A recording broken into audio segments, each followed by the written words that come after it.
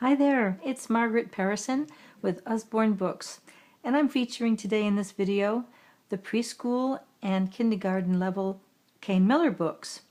I have quite a selection here, and we'll talk about them and the age categories that they fit into. You'll get a quick look at the cover, and you can maybe jot down the ones that are of particular interest to you, and I can share links with you to the catalog.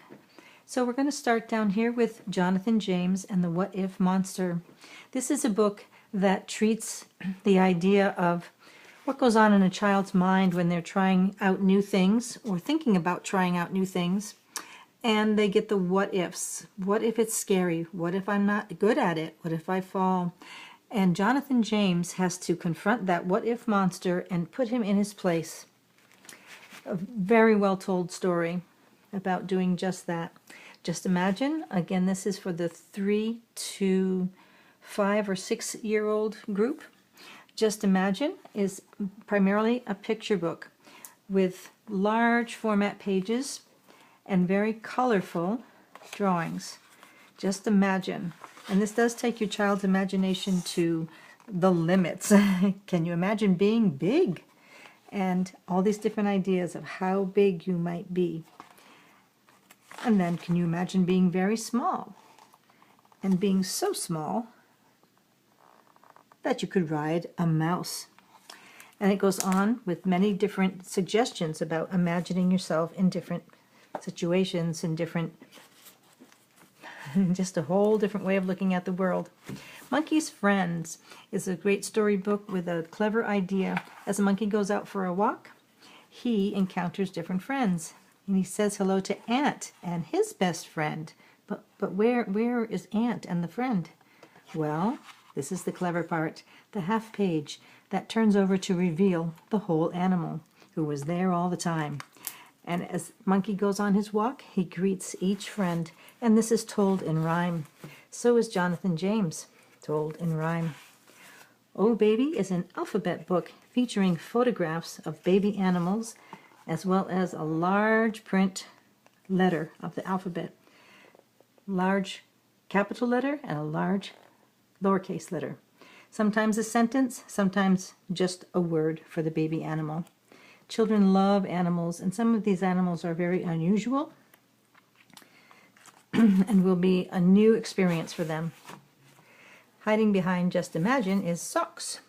And this is the story of a young girl who's spending her day playing with, yes, socks. And she has many imaginative uses for them to play. And her cat is always going along with her wherever she goes.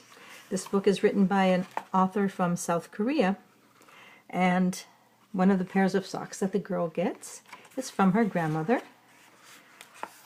Special South Korean socks.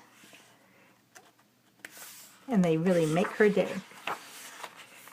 Traditional Korean socks from Grandma. What child has never played with their socks? And Wrong Way is the last of our 3 to 7 year old titles about a particular duck in a family. Mother Duck has quite a time with Wrong Way, her third child. Her other two are My Way and Your Way, but Wrong Way does things a little differently. And Mother Duck has to urge him along to follow and learn with his siblings. And he does do that, but he always does it a little differently. A great way to illustrate different personality types and their strengths. Moving on in age to 5 to 7, 8, or 9, The Dog Who Loved Red is a story about colors as well as a story about a dog and his fascination with red. The author of this book is from India. And the storyline is that this dog loves to chew on things, especially red things. And of course, that's a naughty way for a dog to behave. So Raja, stop it. Don't chew my red shoes. And so he sets out to play with his friend Champ, who happens to have lost a red ball. So the adventure goes on as he looks and searches everywhere for that red ball. And you'll have to read the story to find out if he finds it and in what condition he is once he's done searching. A Hockey Story is again in that age range of 4 to 8 or 9, and this is part of a series of our sports stories We have a hockey story, a baseball story, and a football story, and several different little teams in the football story series. And this deals with the jitters that young people get when they're joining a team, and how the families handle them by being supportive, and how the coaches handle them by being excellent role models and teaching sportsmanship and team playing. A good story to ease those jitters. Sosu's Call is an unusual story about a third world village and a young man who lives in that village who is very limited in what he can do in the village because of his handicap. He has a physical handicap. However, he becomes a hero to his community in the story, and it really presses home the point about how no matter what your limitations are, there are ways that you can contribute and you are valued. Again, in this age range, What's Going On is a very well done storybook about what happens to life when a certain thing happens to a family. I don't want to give this away because this book is so cute. What's going on? This boy talks about the before and after. This was me before, and this is me now. And he goes on to talk about his mom and his dad before and now. And the only one who's not crazy in their family, well, you'll have to read to find out. It's a great book for a family with very young children. Who Came Down That Road is a book that looks at a place and imagines the history in that place in terms of people traveling over the earth at different points in time. And as a mother and son take a walk, the mother points out that this path that they can see was once a road, a very old road. And that prompts the question, who came down that road, Mama? And she goes on to tell him, step by step through history, of family members who came down that road, and soldiers who came down that road, and so on and so on. Why is one of my first favorite books, because it's a very common question for a young person to ask. Why are things the way they are? All these questions, these why questions, are about animals and why they do the things they do, why they're made the way they're made. And there are fun answers on these pages. Why do whales spout water? They're watering the seagrass. Well, they're washing the clouds. But on the sidebar of each page, there will be some real information, factual information about why that animal has that feature. So they can have fun with it, and they can also learn with that. Why? Moving up to the church mouse in Dorothy's Stripes and Singing to the Sun, we go into a little bit older age group. The Church Mouse by Graham Oakley is a story of Arthur Mouse, who lives in a church, and Samson the cat, who also lives there, how they manage to live together peacefully, and why Arthur has gathered this large crowd of mice and urges them to move to the church. It's a great story of community and misunderstanding and learning to live together. Dorothy's Stripes is about the Bengal tiger, the Royal Bengal tiger, and its diminishing numbers on the earth. The setting of the story is a Buddhist monk monastery in the Tibetan Himalayas, and how a tiger had come to live with them, and over time he's losing his stripes, and it's representative of the diminishing population of the tigers.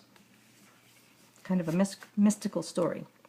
Singing to the Sun is a fairy tale, and this involves a lord and his lady, and they have very certain viewpoints and things that they value, and when their son is born, they want him, each of his parents wants the son to follow their likings.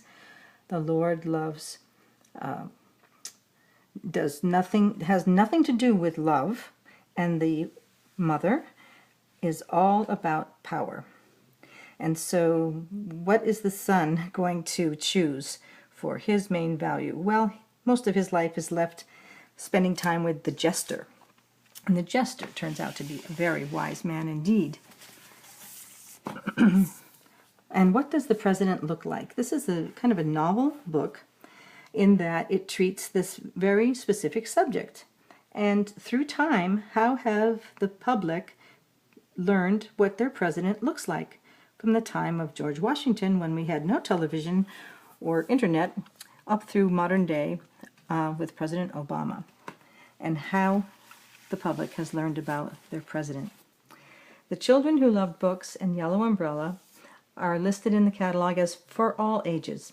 The Children Who Loved Books tells the tale of how people can live with very little as long as they have books, but what happens when books overtakes their life and they have to get rid of them?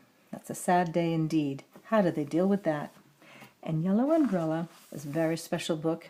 It is a wordless picture book that comes with a CD. The CD has music that you would play track by track for the different pages, and it helps to evoke different atmosphere as you look at the pictures. The artist uses color also to evoke a mood and an atmosphere. It's a gray, rainy day, that's why the umbrella is needed. The yellow umbrella starts out and is joined by a blue umbrella, and then a red umbrella, and so on and so on, and more umbrellas will populate these pages as you turn them and as they travel. And with the music playing along with it, it's a very evocative book. Well, thanks for looking at these books, ranging in age interest from 3 to 5 up to all ages. And these are among the preschool and kindergarten storybooks from Kane Miller. Thanks for watching. And if you have a special interest in one of these books, I can put up a link for you to see it in the catalog online.